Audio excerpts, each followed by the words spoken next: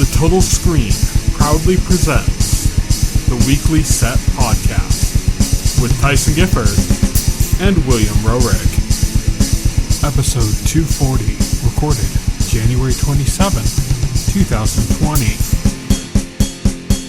Hello everybody and welcome to the Weekly Set, the official podcast of the Total Screen. I am your host, my name is Tyson, and joining me today as always is my partner in crime here at the Total Screen, William Rohrig. Hello. So today we are going to be talking about The Good Place and The Magicians as usual. Also, just quickly before we start on anything else, we are in the middle of our Lost rewatch. I just watched episode 4 of the first season tonight. By the time this podcast is up, it'll probably be around episode 5 or 6 that you should be on. So yeah, if you still want to join us, you can still catch up pretty quick. Just don't wait too long or you're going to be trying to catch up on 100 episodes. One episode a day is what we've been doing. So yeah, check that out. Anyways, let's start things off with The Good Place. This was what felt kind of like a series finale. It did. It feels like they wrapped up all the plot lines and ended it on a good contemplative note, and really they didn't really leave any threads for something else to happen. I guess something is going to happen, obviously, but it didn't feel like there's no obvious threads to where oh yeah, this could happen, or because we still have a 2-part finale coming. So this is, even though I said this feels like a finale, it isn't the finale. Right. There's still a 2-part finale coming this coming week. And what's crazy is that I don't know if there's anywhere for them to actually have any events that develop the story. Like you said, something's going to happen. I don't even know if that's necessarily the case, if something's going to happen, or if they're just going to epilogue the end, There's going to be a show. That's a hell of an epilogue. Well, if they can do that though, because there's lots of, I said this before we started the podcast, there's lots of characters that are just kind of side characters that we know from the characters' stories when they were alive. Mm-hmm. That, that they can kind of go oh, this is their path to the good place, and this is that person's path to the good place. And they could literally do that, and they could just make it a real sentimental epilogue kind of thing, ending. I just don't know, if they're gonna, have some event happen at the last second, another crisis for them to avert. Doesn't necessarily make sense from where they left off. But we'll have to see. I don't know. Yeah, I have no clue. But so this episode was, they get to the good place, the real actual good place. And I like it funny because the first thing they're greeted by is a giant flying puppy. Yeah. And they're oh, flying puppy. And the puppy just goes, "You're almost there." and then Michael's feeling a little down. He's why didn't I think of that? yeah. Michael's why didn't I think of that for my neighborhood? I love even just little things they did.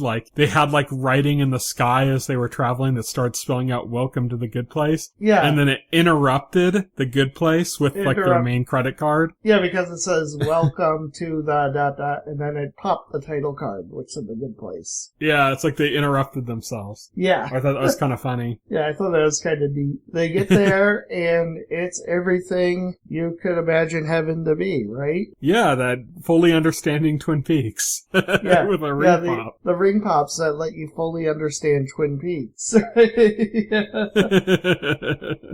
They get there everybody's wishes are fulfilled. It seems wonderful. Michael, you can have anything you want. You can have ice cream made out of stardust and yes, ice cream made out of stardust. Michael meets with the Good Place committee that we've seen previously. Michael's nervous because he's a demon and he doesn't know what they're going to do to him. Yeah. He's all nervous about that. So he meets up with the Good Place committee, and he basically... The feckless posse? Yeah, the feckless posse. And he basically, airs his concerns to them. And they're just oh, no, it's totally fine. You deserve to be here. You're cool. And he's oh, I'm so relieved. And they're yeah. In fact, we're gonna make you a Good Place architect. He's me? a good place architect? And they're like, yeah, just sign this document, you know?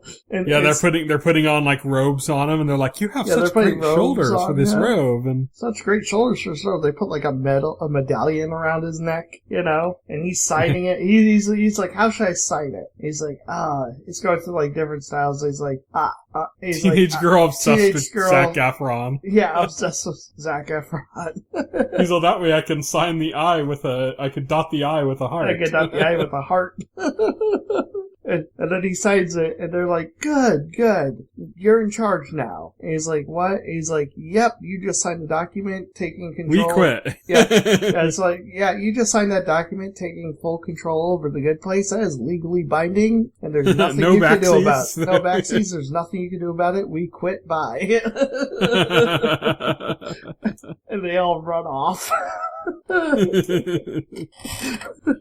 You find out what the basic issue which is when everything's just handed to people. Right. It just gets old, and then your mind just goes to mush. Well, yeah, because it's like eternity. You're not challenged. You have an eternity of just getting what you want, and yeah, you're not challenged. You don't have to work for it. You don't have to. You know, there's no desire. It's the basic thing that where like people want something. People want things mostly because they can't have them or they're difficult to get. You know, like Game of Thrones season 8. Yes.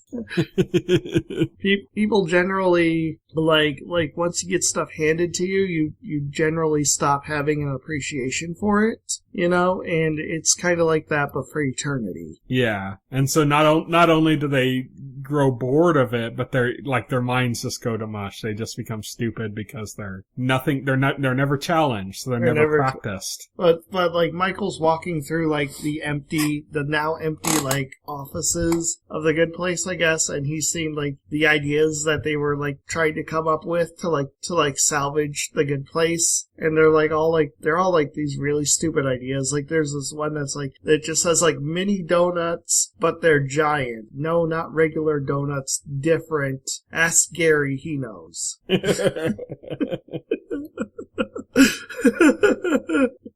So there's all these just little like random ideas that aren't really going to solve the bigger problem. They're like little cool neat things that people would enjoy, but they're not exactly going to make people happy on a more deeper and fundamental level. Which shows you that the Good Place Committee was not only feckless, you know, and was not only completely feckless, but they were also completely clueless about what they were doing in the first place. Yeah, they pointed that out. They said because they were never human. Yeah. They never experienced the human experience. So they never, like, understood, you know, the things that actually make humans truly happy, like overcoming obstacles and succeeding in spite of challenges, you know? Yeah. And those kind of things, like, they don't understand that, so, like, it doesn't occur to them, so they can't create an effective good place. So they leave it to Michael. Michael's now in charge of that. And then over on the other side, while all that's happening with Michael, we have our 4 main characters, and they're off at their welcoming party, and everyone's just kind of brain dead there, like just kind of uninvolved. They have like the one person that goes up to like the Janet there, and it's like I want a 12-foot meatball sub. No, I want a giant ice helmet. No, I want a Coke. Yeah, no, a Dodge Viper. No, a Coke. No, a rocket ship. Yeah. And then he gets it and just like walks away, and it's like just doesn't care. Like, and it's to show just how that it just has no effect on it. So like, right, you know, the Janet from the good our place. show, the good place Janet from our place. We should say Janet. the good place Janet is getting him all this stuff instantly without any complaint or argument, you know. Yeah. He's just doing it, but yeah, he just walks away. Yeah, you know? and then you have like our Janet is like kind of thrown by this. Like she realizes something's wrong there. Then you have Jason, who immediately exits out, you know, from the party to his dream scenario, which is his lifelong dream to ride to race go-karts with monkeys. because he says that, monkeys are the perfect opponents because they're smart enough to flip you off, but not smart enough to win. So he's going, this is like his lifelong dream. And he ends up coming out of it just bored. He's like, yeah, well, once you just kind of, get it, then you run through different scenarios. Like, well, what if it was this instead of that? And then you quickly just realize, like, oh yeah, well, I can have whatever, I don't care anymore. Right, exactly. So he's bored. That kind of throws the whole group for a loop. Before that, even though we have like... The big realization, though, for our main group of heroes is Chidi is really excited to meet one of the philosophers that he idolizes. Hypatia of Alexandria. Yeah. Well, that's it's funny because they run through the other philosophers. Yeah, it's funny because that's not his first choice. So, yeah. Yeah, it was like Plato, Aristotle. They're like, no, yeah, nope, and Janet's like, he's like Plato, and Janet's like, Plato's support, I think it was Aristotle, actually. She's like, Aristotle supported slavery. It's like, yeah. Plato, and it's like, oh, how about this? It's like, nah, he supports slavery too. It's like, seriously, like, those people were in the bad place, so they weren't around, Yeah, as I said, Hypatia of Alexandria, and he was like, oh, he was excited about that one. He's like, oh, I have a poster for my wall, but it's actually Trinity from the Matrix, but that's how I envisioned her. Yeah. So they meet her, played by Lisa Kudrow. Yeah. And who I guess now her career is just making cameos as big figures. Because I just saw her in like a movie. She was in that movie Like a Boss or whatever, and she was just some cameo at the end. The last time I saw her, I think that's just her career now. Last time I saw her was her cameo in Kimmy Schmidt as Kimmy Schmidt's long-lost mother. Yeah, that's just kind of her career now, I think, because she just shows up as a cameo of some person that we've heard about. But yeah, so she shows up. She's just completely kind of brain dead and numb and drinking a milkshake, but she manages to realize that Chidi is smart, and she says, "Oh, we need to talk to you about it. This is a disaster. We're all in big trouble." Yeah. And she can't like hold on to a thought for long because she's so out of practice that she just loses touch. She can't remember the word for math. Yeah, she can't remember the word. She's so out of it at this point that she can't. Yeah. Yeah, so she's having trouble communicating to it. She eventually communicates the exact problem, which is just that, when everybody's handed everything, everyone's just kind of gone numb to it and nobody cares anymore. And it's almost like a hell where they're just kind of in repetition and nothing's exciting because, they get whatever they want. And this is what kind of leads to the problem. They get together and they're like, well, how do we take care of this? And they end up coming up with a solution, which is that there needs to be an exit. And they're like, well, an exit to where? And it's like, well, to nothing. Like an actual end, a complete end. A door, you walk through this door, and that's it. You're over. And by offering that choice, and the important thing here isn't that it's encouraging people to take that path, but just the fact that there is a choice. Because Eleanor's reasoning, and she explains this to Michael, is that her reasoning is that, the idea that life is going to end gives it purpose. Mm-hmm. Like that's her reasoning, whether you agree with that philosophy or not. Personally, that, of course, that's up for debate, but that's her reasoning in this, that people have purpose in life, like knowing that it's going to end, that they have a limited time on this planet to do something meaningful, mm-hmm. and nothing, and since there is no time limit in the good place, nothing in the good place is actually meaningful. And it's more than you just having what you want when you want it. It's that nothing has any meaning to it. That's why people grow bored of it or just don't care. That's why the one guy asking Janet for all that stuff just doesn't care. There's no meaning behind that rocket ship or that glass of Coke. Yeah, none of it matters. Yeah, none of it matters. And that is Eleanor's point. And so the hope is that by providing that door, by giving people an out, which, by the way, is completely optional. Nobody's going to be forced to walk through the Oblivion door, which I've just now named it. Nobody is being forced to walk through the Oblivion door. Nobody's being told you have X number of years to be in the good place before you have to get going. They just say it's there and live it up to the fullest in the good life, and when you feel like you want it to end, you can walk through the door. Yeah, and that choice alone is what a lot of people needed. Like, for example, everybody applauded when that happened. All these people that were just kind of dead inside at the party, like, came alive at that revelation. Nobody was, like, running for the door, though. Right. And then, like, when Chidi talked to Hypatia about it, she was still a little on the dumb side because she's out of practice, but she's, like, starting to kind of recover. And she said, like, well, that's great that I have an out, but now that I have an out, I kind of want to spend some time here. Right. Because it's given her meaning now, that she knows that she can leave. It's important to point out, that you don't see anybody in this episode actually go through that door. Yeah. And it could be like, it could be that maybe the hook into the finale is the presence of that door actually ends up causing some unforeseen issues. We don't know. Yeah, could be. I mean, there could be something else that springs up from it. But as of right now, nobody is forced to go through that door. Everybody is happy that it exists, though. Yes. And that's kind of where we leave off. Is just I think the final shot we see is just Eleanor and Chidi kind of like on a deck. Yes. Enjoying being there, Enjoying each other's company and just enjoying being there. It ends on a really, really happy note. Like, I mean, as far as this episode's concerned, all plot lines are tied up. All conflict is resolved.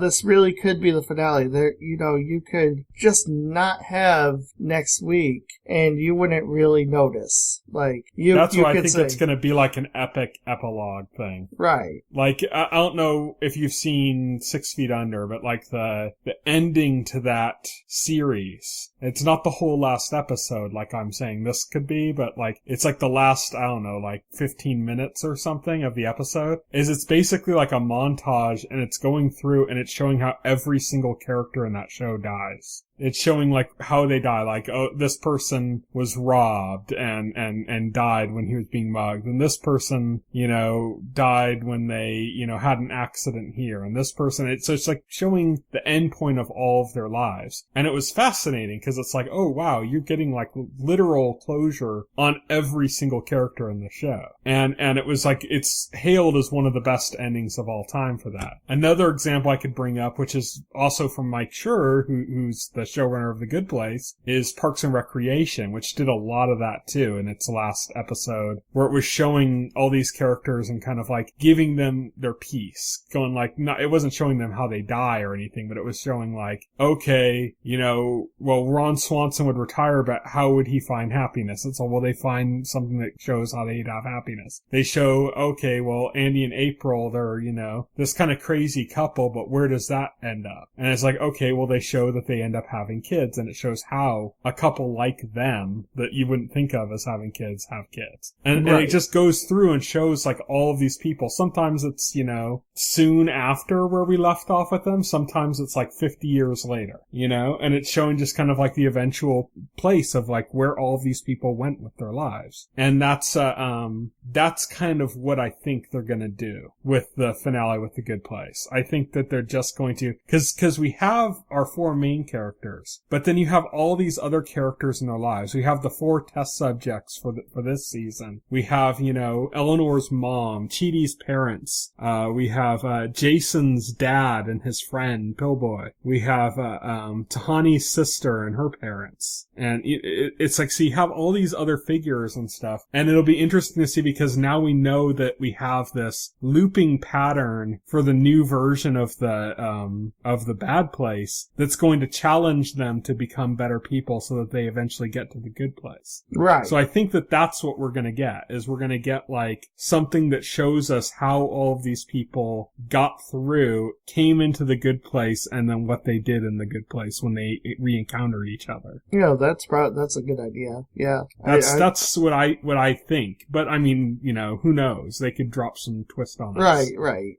We don't know for Part sure. of me still thinks we're going to find out that everybody's still in the bad place and it's all all just Jason who's the devil. Yeah, I don't think that's going to happen. But there's just a little part of me that thinks that Jason's like some evil figure. But yeah, I mean, that's it. That's The Good Place, episode 12 of season 4, Patty, which is the nickname that Hypatia of Alexandria tells them to call her by. yes. And so next week is going to be the series, not season, but series finale of The Good Place. It's a two-parter. Double episode. It's actually going to be like an hour and a half because there's also like a special afterwards too. Right. But we won't really be discussing that unless there's some kind of relevant information in it. But right. I don't think we're going to be go talking about the episode itself. Too in depth. If there's something interesting in there, we'll bring it up. I don't think we're going to go too in depth on the special. Yeah, because I think it's just going to be kind of like a Talking Dead type of thing. Yeah, I think so. So nothing too interesting. But yeah, that's a Good Place. Let's move on to The Magicians. And here we're talking about season 5, episode 2, The Wrath of the Time Beast. So we got a few stories going on here. One we just straight up cut from our show notes because we're like, oh, nothing really interesting happens. So what's the point of talking about that? But let's get started. Let's talk about Katie.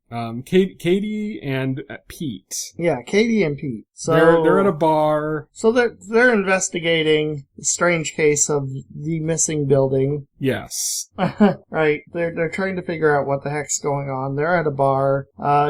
Pete makes a pass at Katie. Katie rolls her eyes. Then Pete sees another attractive woman and chases off after her, leaving Katie alone. And then Katie is then propositioned at the bar by this other man. Who they get to talking and drinking, and they end up sleeping together. The only problem is when Katie wakes up the next day, like there's a huge hole in her memories. Well, at first it's like she doesn't remember taking the drink, and that's upsetting to her because she's sober. Yeah, she's sober. And she says she doesn't remember what moment caused her to actually drink anything. So that's the first thing that bothers her. Yes. But then the thing develops because she realizes at a certain point that there's other aspects of her memory that are gone that shouldn't be because they're like from like a week ago. Yeah, because she's talking to, I'm sorry, she's talking to Penny, and Penny is asking her about what she was investigating about, like, the stuff with the missing building and stuff she was looking into. And she's just like, what the hell are you talking about? And Penny's just like, I'm just asking you how that's going. And she's like, I don't know what the hell you're talking about. And Penny's just like, okay, weird. Yeah, Penny's like, are you sure that you were hungover and that it wasn't something else? Yeah. And so she tracks down the guy who had left his card took a card out and had written his number on it for her. And so she contacts him, and she's kind of accusing him at first, but then it becomes clear that he's also missing parts of his memory. Yes. Like big gaps as well. He says that not only does he also not remember how they ended up in bed together and stuff, but also, like her forgetting that a little bit, he had returned home and then didn't remember which apartment he lived in. And so like he had like a similar situation to her in that. So like he's like, I want to know what's going on with my memory too.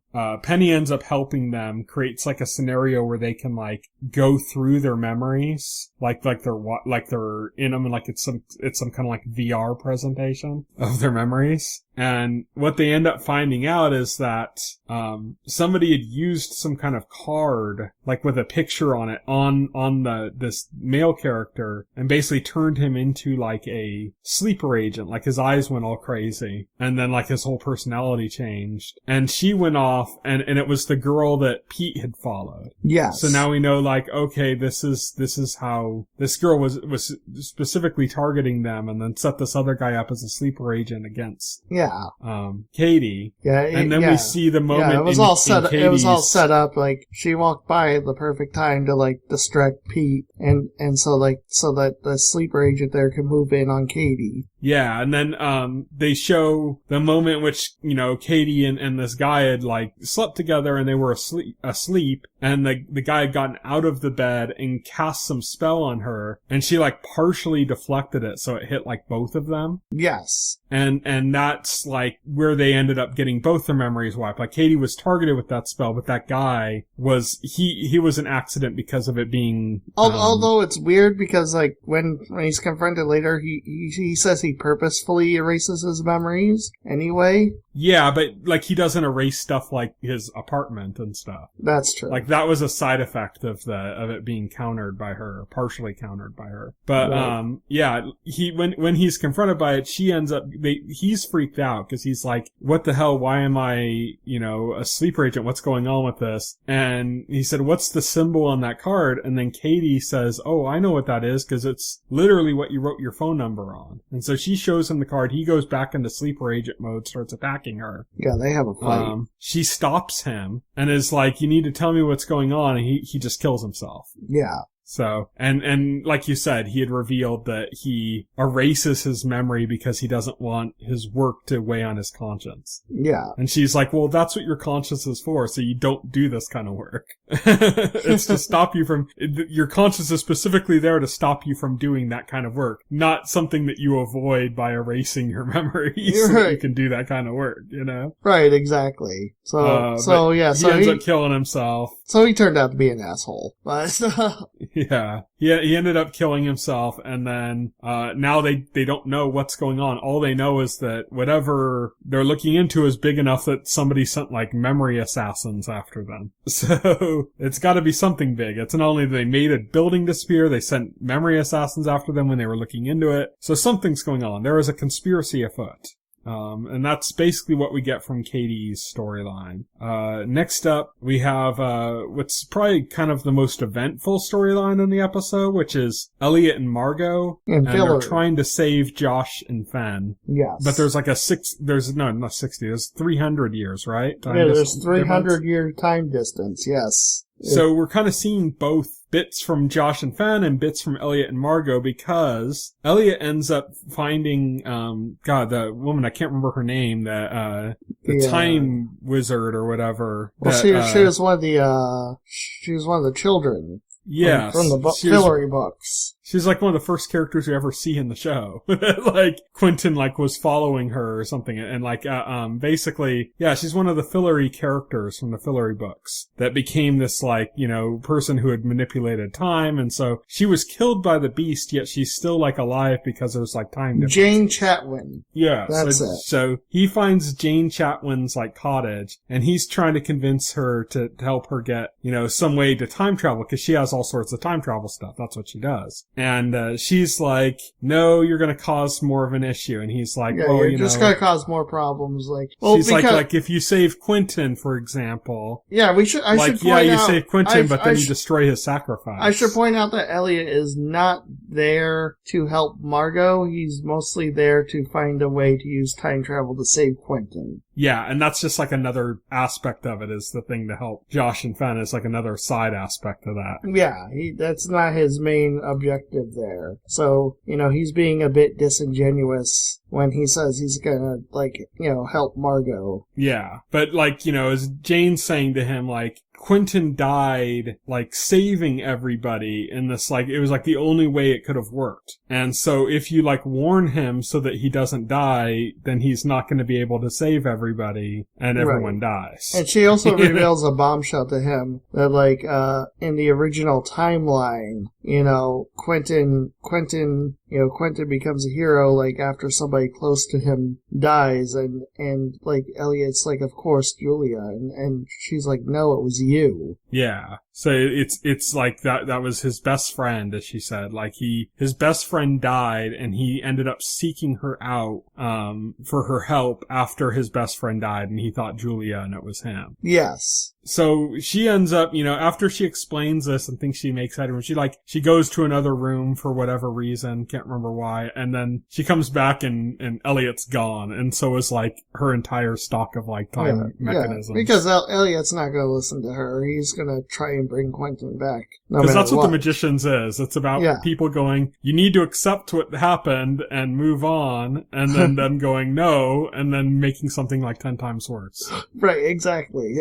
That's the Magicians in a nutshell, you know, like what the show is about. So one of the items that Elliot has is he has these stamps. You know, he has about 5 of them, give or take. And what they could be used is they could be used to they're literally used to send messages through time. And so when he shows Margot the stamps, Margot gets the idea that they're going to write a message to Ben and Josh in the past and warn them about what's going to happen so that they don't get killed, you know, This invasion that they weren't paying attention to, basically. Yeah, this invasion. So so Margot's idea is she's going to warn them by sending messages to the past. And it doesn't quite work out the way she wants to. So the first time they send it back, I want to say there's a scene where it shows Josh and Fen before this moment or something, and you see kind of their side of this perspective, and you see Josh with his mustache. Yes. That they had talked about. And they're trying to work out, how to get in contact with Margot and Elliot and everybody else. And they're like, oh, we can't get in contact with them. And they talk about the time rabbits, those rabbits that can, or not time rabbits, but warping rabbits or whatever. The warping rabbits. The messaging rabbits, whatever they're called. That they could send between dimensions. But they have the funniest bit where they're they said that there's a dilation or something between, our world and our, Fillory and Earth or something. And no matter how many cigarettes we tempted them with, they wouldn't come out. Yeah. I just thought that was funny. So those rabbits with the weird husky voices. Now we know why they have husky voices. They all have emphysema from chain smoking cigarettes. But I thought that was funny. But anyways, back to the stamps. Margot sends the first one, giving him the message, giving him the warning about what's happening. They go against it. They're able to. Or they don't get the information in time. They basically hold on, wait a minute. I got all mixed up here. Okay, so this wasn't the stamps. Before the stamps, they decided to go for these time bees. These bees that could warp through time to send a message or something. And so Elliot goes and they give the message to these bees so it can send this message back to Josh. Yes. Unfortunately, Margot remembers that Josh would talk about those bees. She didn't remember why. Josh is allergic to those bees. So the bees, they come to give the message and they end up stinging him to death. Margot ends up finally listening to the bees, but things don't go well anyways. Their plots are countered and,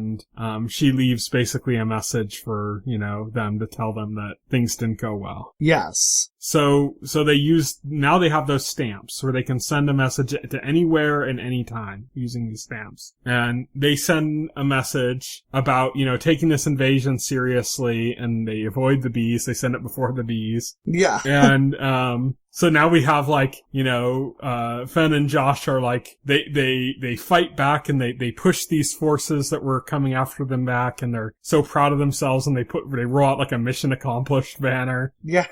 Which is hilarious. Yeah, they roll out a mission accomplished banner, and then the forces come in and capture them anyway. Yeah. Which is hilarious. The castle starts getting attacked, and they lose anyway, so it doesn't work anyways. So they go through, they do a number of these attempts. Elliot finally says that, Margot's we only have 2 stamps left, and Elliot says, no, we only have 1. I tried something with one of them, but it didn't work. Yeah. So we only have 1 left. So what Margot ends up doing is actually just taking a book about Fillory that they were using to keep track of what happened to Josh and Fen to see if they were saved, a book about the history of Fillory, and just kind of rips out the back pages, the ones that have to do with them, and sends those to them with the stamp. Yeah. So that those will change with time, because they're from the other time. So if something changes, they can keep, course correcting constantly. Yes. Until they get the right results. And it works because, not how they anticipated it would work, though. No, but it works in that, Fen and Josh end up traveling 300 years in the future, with all the other important people from Fillory too. They actually, they brought a lot of people with them, actually. Yeah. they go to that dwarf king that handles time. Yes. Under there that, like, he had said before, like, you know, like, oh, I can't send you back. He's like, I can only send people forward. I can only send people forward. And that's what Josh and Finn do. They have the dwarf, send them forward. You know, because they read about it and they realize there's nothing they can do to prevent it, you know, to prevent that from happening. Like, everything they're gonna do is gonna fail. So they just, instead of trying to prevent it or stop it, they just went forward in time themselves. Yeah, and met up with Josh and Margot, and it's Margot's kingdom in exile, basically. Yeah, now it's Margot's kingdom in exile, yeah, because Margot gets out because Josh, before he goes forward in time, he hides the key to the cell inside of Margot's cell. Yeah. I also thought it was funny because we didn't talk about it, but when Margot was first in the cell, she was trying to get out, and she kept trying different things and nothing worked, and she was like, what idiot magic-proofed the cell? And it turned out to be Josh. Like, you cut to a different point where Josh was in the cell, and he's like, oh, why did I magic-proof the cell? Yeah.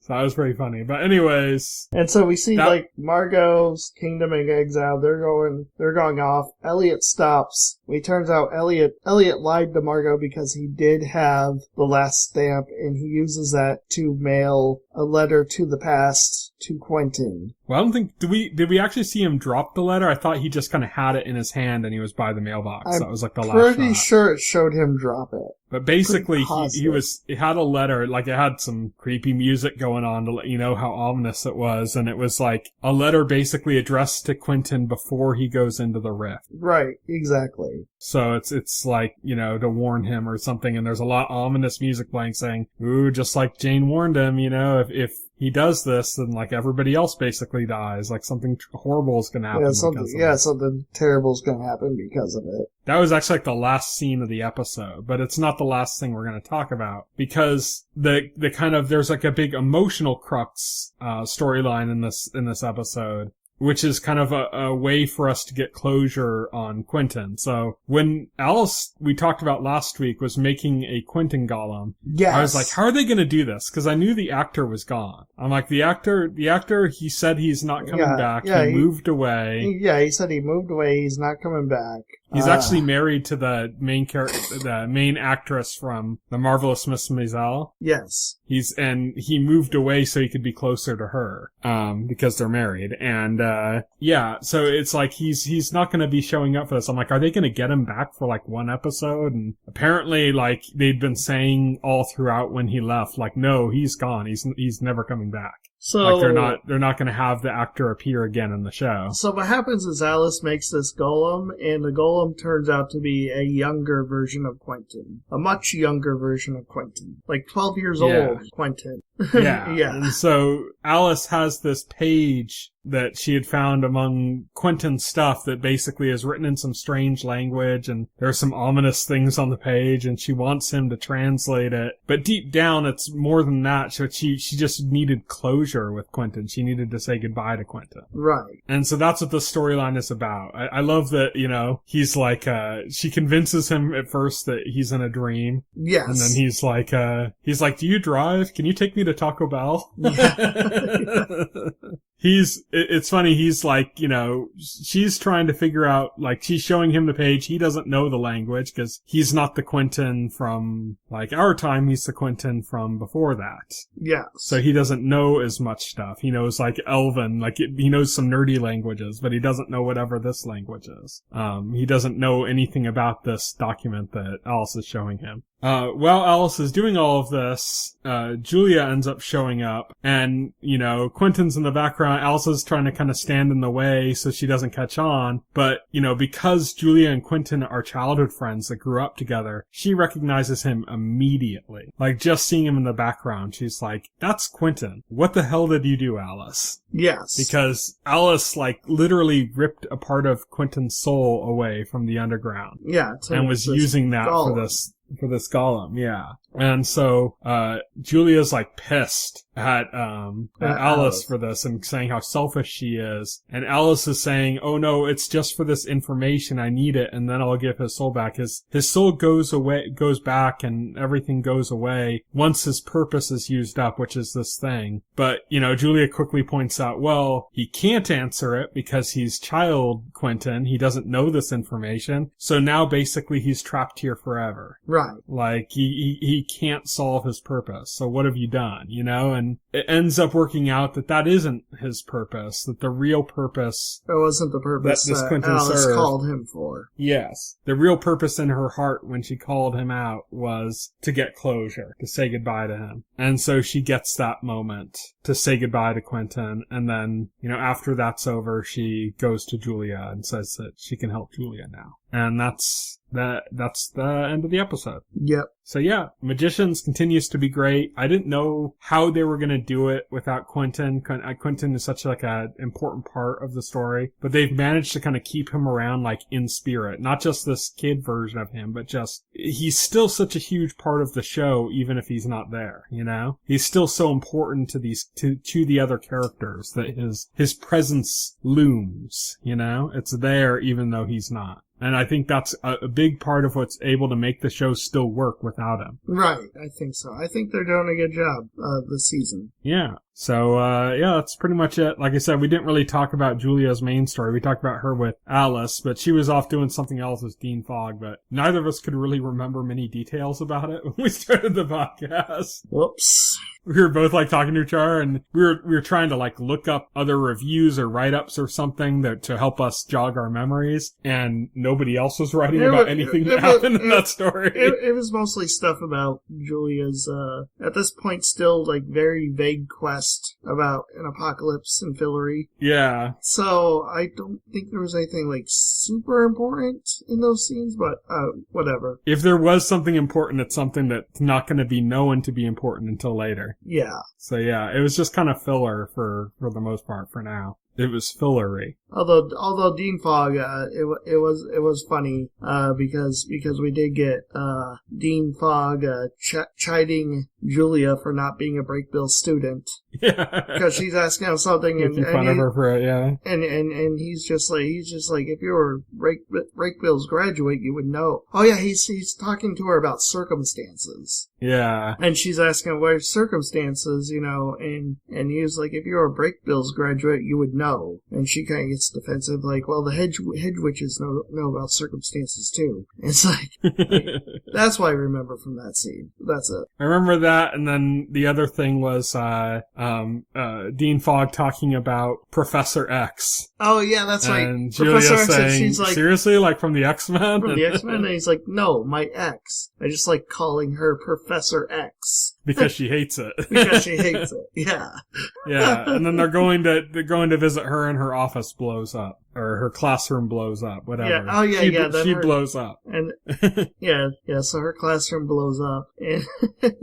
And yeah, that's all I remember. Yeah. Not much else we can really piece together for her story so far, but we'll see. Eventually it'll intertwine with the other stories, I'm sure. It's all probably going to fit together in some immaculate way like it has before. Yes. We'll just have to see what that is when it comes. But yeah, that's it for the Magicians. We'll be talking about that next week as well, and for the foreseeable future until that series comes to a close for its season. So all that's left to do is talk about what's coming up in the week ahead. We're recording this on Monday the 27th. On Tuesday, January 28th, tomorrow, Miracle Workers Dark Ages comes to TBS. This is a sequel to the Miracle Workers show that was on last season, and it's the same cast but an entirely different story. It doesn't have to do with the first one took place like in heaven. This one just takes place in the Dark Ages on Earth. Completely different, just same actors basically. Wednesday, January 29th, Omniscient comes to Netflix. Thursday, January 30th, 30th, the Stranger miniseries comes to Netflix. On Friday, January 31st, BoJack Horseman, Ragnarok, Diabliero, Luna Nera all come to Netflix. On Monday, February 3rd,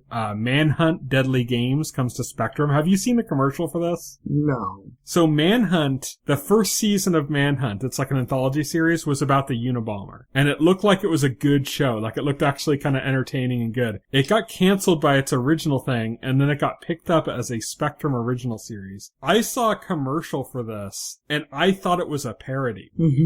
I thought that they were spoofing the Richard Jewell movie. Oh, no. That came out. And that's what it is. It's the Richard Jewell story, but like done way bad. Like with horrible acting and writing. And I saw clips from it and I literally thought it was a parody. And I'm like, dude, that's kind of not cool. This guy, like, he died, you know? Like, there's the people involved in the story, the reporter that was kind of being criticized in the movie, and Richard Jewell himself, both of these people are dead, you know? Like, it was a tragic moment in their lives. Like, this is a bad thing to be joking about, you know? But it's like, it's not a joke. It's a serious show that's following the same events as that movie is. It's just so badly done that it looks like a scary movie style spoof. So yeah, check out Manhunt Deadly Games on Spectrum. I should say it's already out, but, you know, why don't you check out October Faction while you're at it? Yeah. No, yeah.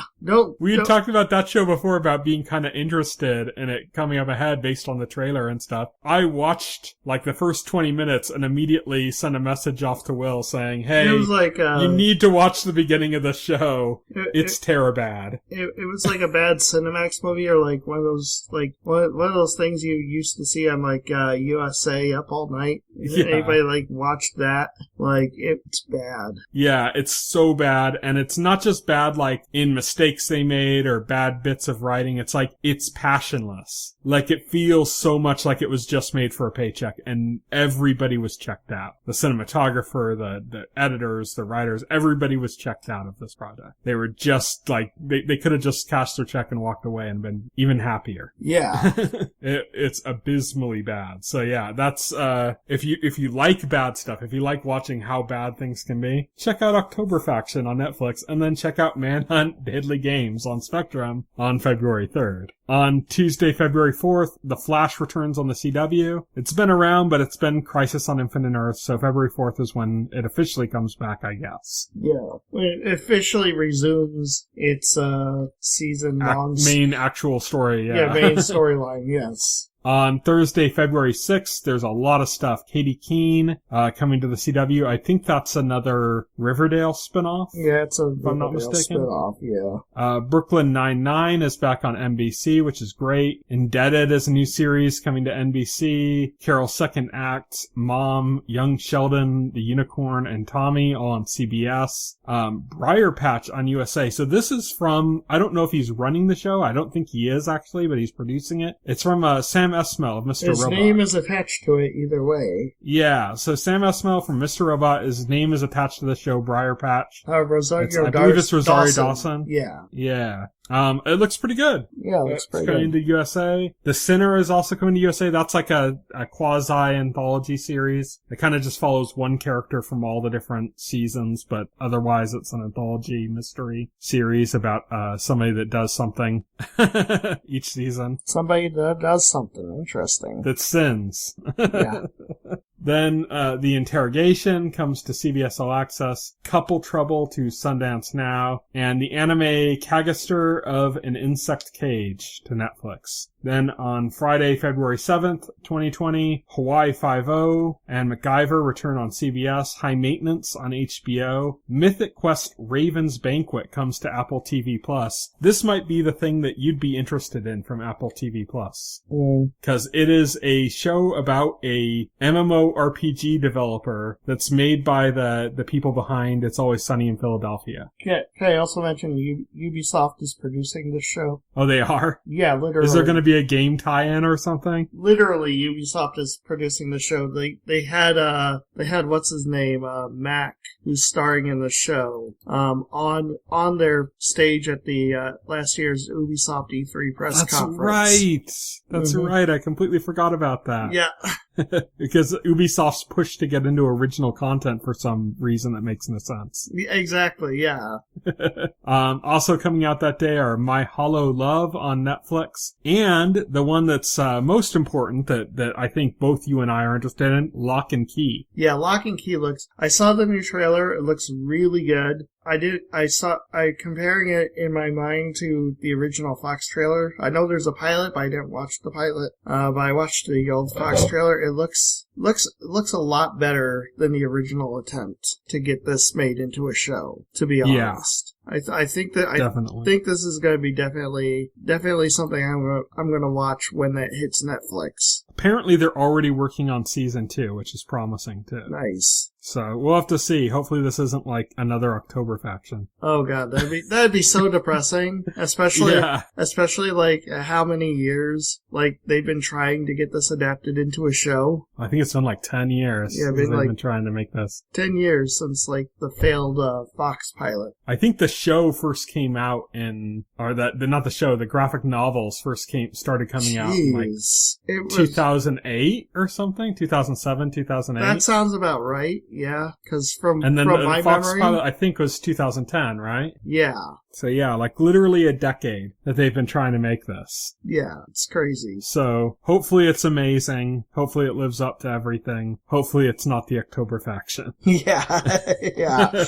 And then lastly, on Sunday, February 9th, 2020, Homeland and Kidding return to Showtime. I didn't even know Homeland was still on. I'm kind of surprised. No, that's a surprise to me. I don't really follow Showtime. So.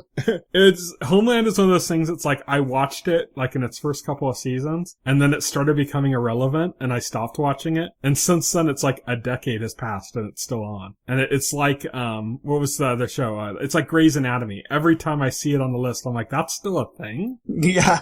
Like, really? Like, how? How is that still a thing?